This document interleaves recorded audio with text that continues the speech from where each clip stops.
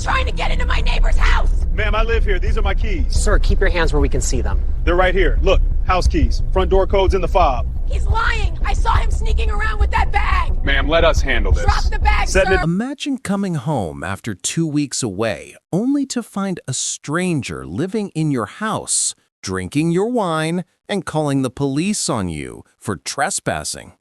That's exactly what happened to Marcus Thompson when he returned to his $2.3 million mansion in Palm Springs.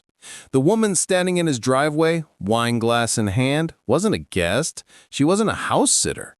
She was the HOA president who decided his house was too nice for someone who didn't belong.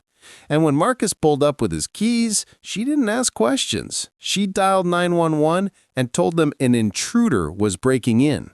3 squad cars, 5 officers, guns drawn.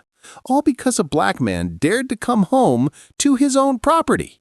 Marcus Thompson wasn't supposed to be here. Not according to Carol Hendricks, anyway. Marcus had spent the last 15 years building his tech consulting firm from the ground up. Late nights, missed holidays, sacrifices his family made so he could chase a dream that seemed impossible for a kid from South Memphis. But he'd done it. And last year, when he finally closed on the house, a sprawling modern estate with floor-to-ceiling windows, a designer pool, and a view of the San Jacinto Mountains, it felt like proof. Proof that hard work paid off. Proof that he'd made it. He'd barely spent 3 months in the house before work pulled him to Singapore for a 2-week consulting project. International client, big contract, the kind of opportunity you don't turn down. So Marcus packed his bags, arranged for his landscaper to check on the property, and left his keys with his brother in case of emergencies. What he didn't know was that Carol Hendricks had been watching. Carol was the self-appointed queen of the Desert Palms Estates HOA, a woman who treated the neighborhood like her personal kingdom. She'd lived there for 12 years, long enough to know every family, every routine, every car that didn't belong.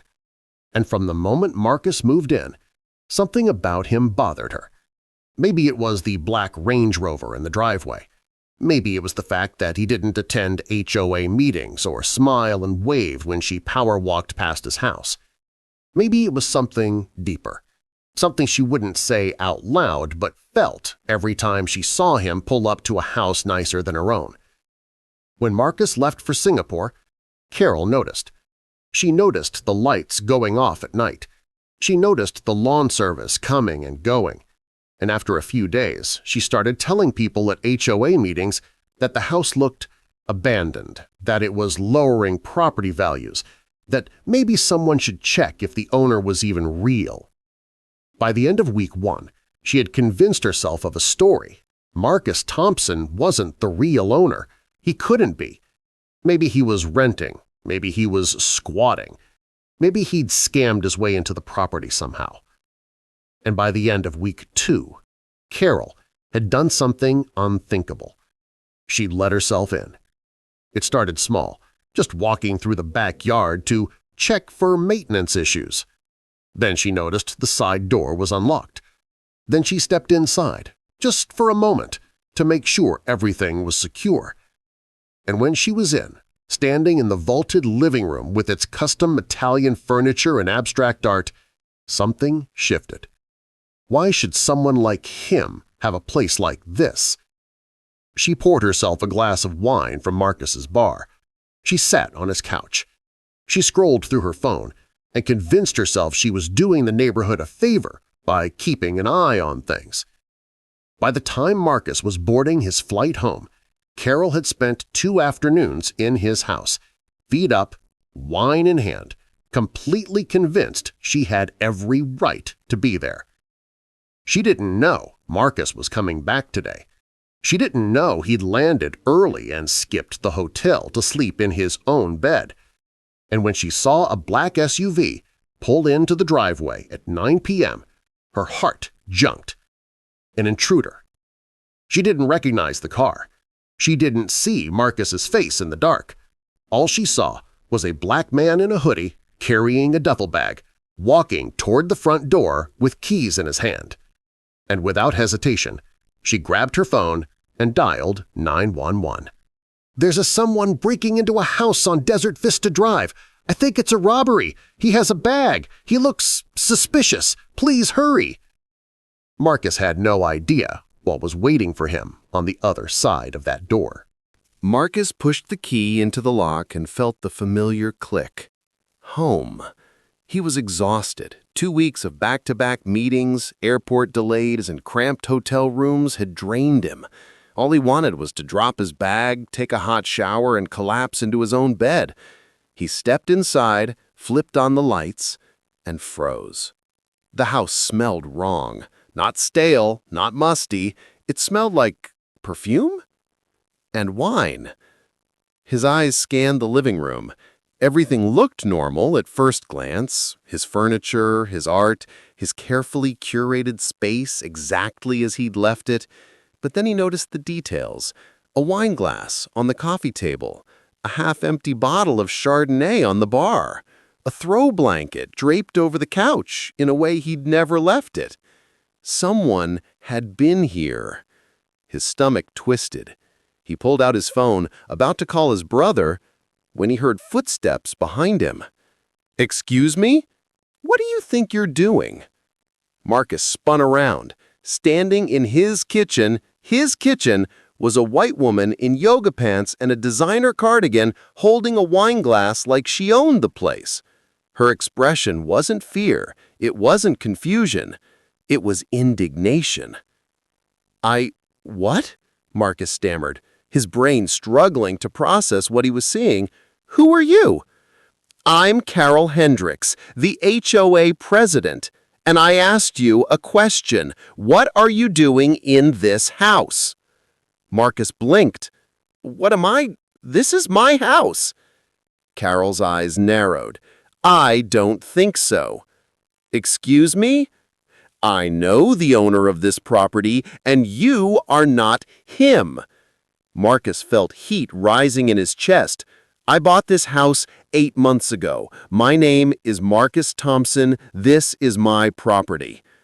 Carol shook her head slowly, like she was dealing with a child. "I'm going to need to see some identification." "You're going to need to see—" "Are you serious right now? You're in my house, drinking my wine, and you're asking me for ID? Don't raise your voice at me," Carol snapped, pulling out her phone. "I've already called the police. They'll be here any minute." The words hit Marcus like cold water. "You called the cops? On me? In my own house?" "I called them because I saw someone breaking in. I'm just protecting the neighborhood." Marcus's pulse hammered in his ears. He'd heard stories like this before, seen the videos, read the headlines. Black man, wrong place, white woman, 911 call. It always ended the same way. "I wasn't breaking in," Marcus said, slowly, forcing himself to stay calm. "I unlocked the door with my key because I live here." "That's what you say," Carol replied, sipping her wine like this was a casual chat. "But I've been keeping an eye on this property for weeks. It's been abandoned. No one has been here." "Because I was traveling for work," Marcus cracked with frustration. "Do you understand how insane this is? You've been in my house for weeks? I've been monitoring it. Someone has to." Before Marcus could respond, he heard the sound that made his blood run cold. Sirens. Bright red and blue lights flooded through the windows, casting harsh shadows across the walls. Marcus's hands went up instinctively. He knew what this looked like. He knew what cops would see when they walked in. A black man in a hoodie, standing in a mansion, confronted by a terrified white woman. It didn't matter that it was his house. It didn't matter that she was the intruder. "Don't do this," Marcus said quietly. His eyes locked on Carol. "Just tell them the truth. Tell them you made a mistake." Carol smiled, a small, satisfied smile that made Marcus's stomach turn. "I'll tell them what I saw." The front door burst open. 3 officers stormed in, hands on their holsters, eyes scanning the room like military precision. "Hands up! Don't move!" Marcus's hand shot toward the ceiling. "I live here. This is my house." "Step away from the woman," one officer barked. "I'm not. She's the one who—" Marcus's words tumbled over each other, desperation leaking into his voice. "Please, just check my ID. It's in my pocket. My name is on the deed." "I said, don't move." Carol stepped back, clutching her wine glass like a shield, her expression the perfect mask of fear. "Thank God you're here. He just barged in. I didn't know what he was going to do." "That's a lie!" Marcus shouted, his voice breaking. "She's been living in my house for 2 weeks, drinking my wine, sitting on my furniture, and she called the cops on me." "Sir, calm down." "I am calm." My chest heaved. "Check the deed. Check my driver's license. Call my lawyer. I can prove this is my house." One officer stepped forward slowly, hand still near his weapon. "What's your name?" "Marcus Thompson. I own this property. I've been out of the country for 2 weeks, and I just got home." "She's lying," Carol interrupted, her voice trembling just enough to sound believable. "I'm the HOA president. I've been watching this house since it was abandoned. I've never seen him before." "Because I travel for work," Marcus cracked with desperation. "Please, my wallet is in my back pocket. Just look at my ID. The address matches. My name is on everything." The officer hesitated. "Slowly. Take it out. Slowly." Marcus moved in agonizing slow motion, 2 fingers pinching his wallet, pulling it free, holding it like a peace offering. The officer took it, flipped it open, studied the license. His expression shifted, just barely. Confusion. Doubt. "This address matches the property," the officer said quietly. Carol's face faltered. "That doesn't mean anything. IDs can be faked." "Check the county records," Marcus said, his voice shaking. "Check the title. Check anything. This is my house." The officer pulled out his radio. Static. Muffled voices. Long, agonizing seconds where Marcus stood frozen, hands still raised, waiting for someone to believe him. Finally, the officer lowered his radio. "Dispatch confirms. Property is registered to Marcus Anthony Thompson." The air seemed to deflate. Carol's face went pale. "That can't be right." "Ma'am," the officer said, his tone shifting. "Do you live here?" No, but were you invited onto this property?" "I was monitoring it." "That's breaking and entering, ma'am." Her eyes went wide. "I'm the HOA president. I have a right to check on properties." "No, you don't." Marcus lowered his hand slowly, his whole body trembling with rage and relief. "She's been in my house for 2 weeks, he said, his voice barely above a whisper. "Drinking my wine, sitting on my furniture, and she called the cops on me. This is ridiculous. I was helping." "You need to leave. Now." Carol didn't move. She stood there, wine glass still in hand, her face flushed with indignation and disbelief. "You're making a mistake," she said, her voice rising. "I know people. I know the mayor. I know the police chief. You have no idea who you're dealing with." The officer's expression didn't change. "Ma'am, you need to leave this property. Now." "This is absurd," Carol's voice cracked. "I was protecting this neighborhood. I was doing my job." "Your job," Marcus said quietly, and every head turned toward him. His voice was steady now, cold and controlled. "Your job was to call the cops on me because you decided I didn't belong here." "That's not You saw a black man with a key to a mansion, and your first thought wasn't, maybe he lives there. It was, call 911. Marcus took a step forward, his eyes locked on Carol. You didn't ask my name, you didn't ask for proof, you just assumed. Carol's mouth opened, but no words came out. You know what the worst part is? Marcus continued, his voice shaking now, not with fear, but with fury. I've lived here for 8 months. 8 months of waving at neighbors who don't wave back. 8 months of HOA notices about my trash cans being 2 inches too far from the curb. 8 months of wondering if I made a mistake buying this house, because no matter what I do, no matter how much I achieve, people like you will always see me as someone who doesn't belong. I didn't. Carol's voice was barely a whisper. You broke into my house, Marcus said, each word hitting like a hammer. You trespassed. You drank my property. You sat on my couch. You made yourself comfortable in a space that wasn't yours. And when I came home, to my home, you called the police and told them I was a criminal. Tears welled in Carol's eyes, but they weren't tears of remorse. They were tears of humiliation, of a woman watching her power crumble. Do you understand what could have happened? Marcus's voice broke. Do you understand that I could be dead right now? That one wrong move, one misunderstood gesture, and those officers could have shot me in my own living room?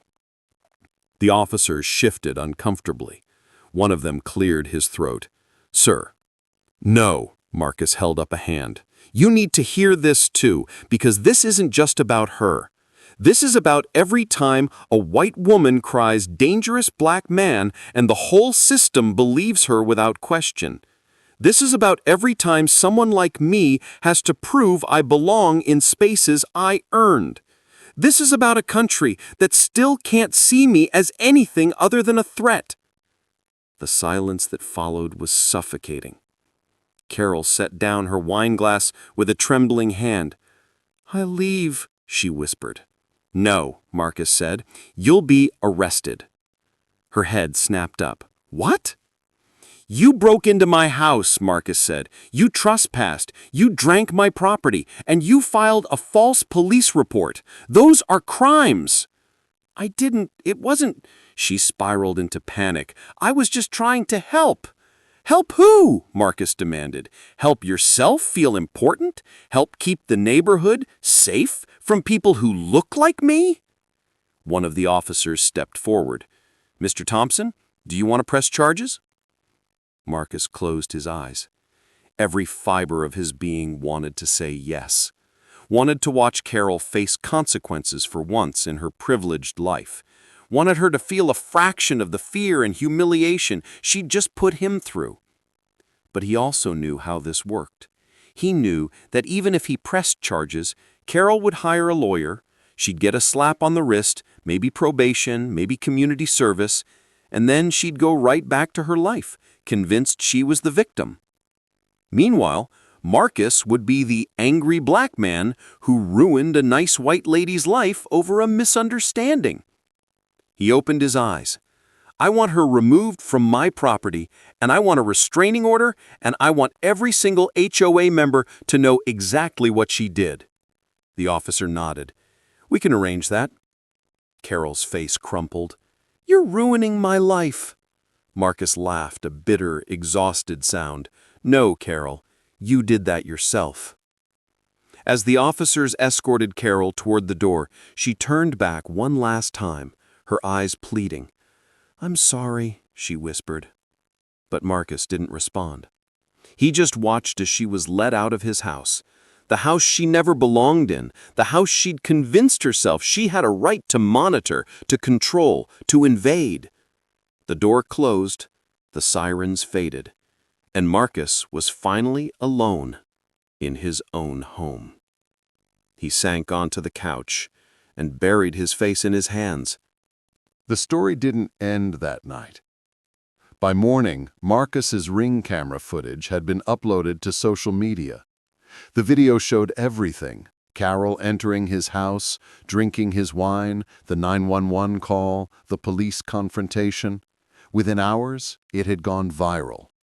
Millions of views, thousands of comments, news outlets picking up the story. HOA President calls cops on black homeowner in his own mansion. White woman arrested after living in black man's home for 2 weeks. The new face of racial profiling in America's suburbs. Carol Hendricks was fired from her job as a real estate agent. The HOA board removed her from her position. Her husband filed for divorce. Her face became a meme, a symbol of entitled white fragility, a cautionary tale shared across the internet. But for Marcus, none of that felt like justice. Because the truth is, Carol wasn't an anomaly.